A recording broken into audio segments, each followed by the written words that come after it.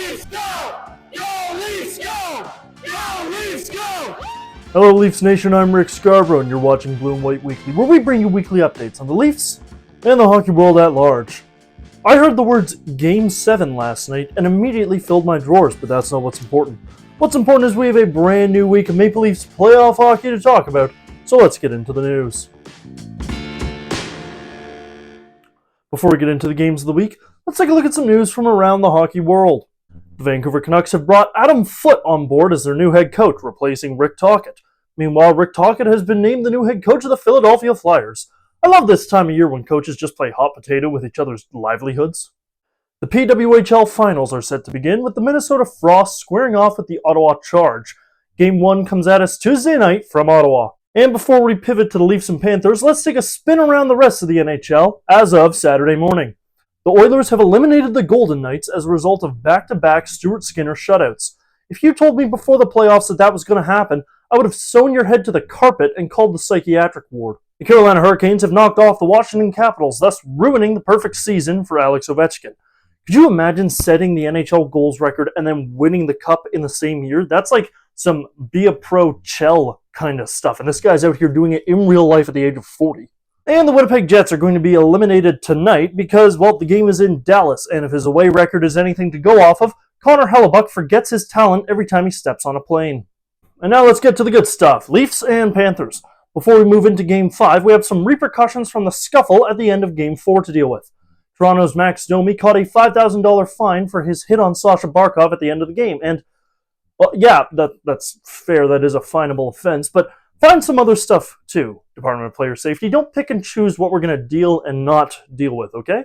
Anyway, Game 5 brought us home to Toronto, and I really don't want to talk about this game. It wasn't fun to watch, and it's not going to be fun to discuss, either. So I'm just going to rattle off the goals, and then we're going to move on, all right? Ekblad, Kulikov, Boquist, Mikkola, Greer, Bennett, Robertson. There we go. Robertson? Like our Robertson? Nicky Robertson? He scored? Oh, that's right. It was with about 1:06 left in a blowout, and the goal didn't matter because we stunk. All right, let's talk about the more happy game now, shall we? Despite taking a handful of penalties, the Leafs came out flying in the first period of Game 6, taking it to the Panthers with a shot 7-2 after the first frame. Wasn't all sunshine and rainbows at the end of the first, however, as Matthew Nyes had an awkward collision with Niko Mikkola and appeared to be nursing his shoulder on the bench. Nyes was slower on the ice after this, but remained in the game with noticeably less ice time than usual.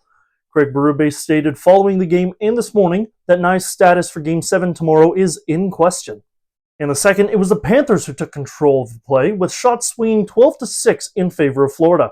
But Joseph Woll stood tall, as he is known to do in elimination games. And then in the third, despite the Panthers still outshooting the Leafs, they could not beat Woll. The Leafs beating Bobrovsky, on the other hand.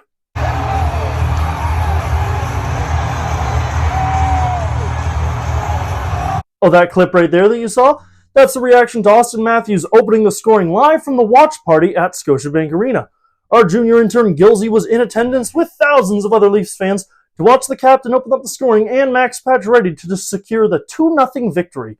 We go now to Gilsey at Scotiabank Arena following the win.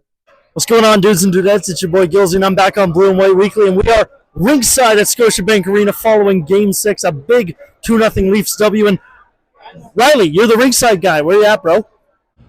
Where am I, Gilsey? Well, I'm on DIY duty. I am currently constructing, or in the case of some items, reconstructing our brand new studio space, which is coming soon. Our producer, Rachel Richmond, asked me to take care of this job. Not really sure why. I would think the ringside reporter would make a little more sense being ringside where you are, but I hope you're having fun, bud, because Riley, get back to work.